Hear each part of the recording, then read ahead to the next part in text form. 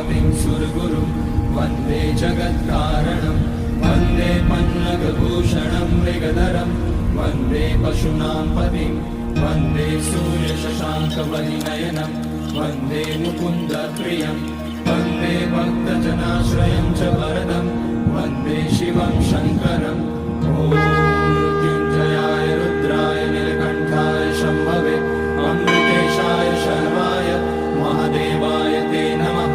नमस्तेऽस्तु भगवन् विश्वेश्वराय महादेवाय त्र्यम्बकाय त्रिपुरान्तकाय त्रिकाग्निकालाय कालाग्निरुद्राय नीलकण्ठाय मृत्युञ्जयाय सर्वेश्वराय सदाशिवाय श्रीमान् महादेवाय नमः। ॐ नमः शम्भवाय च मयोपवाय च नमः शङ्कराय च मयस्कराय च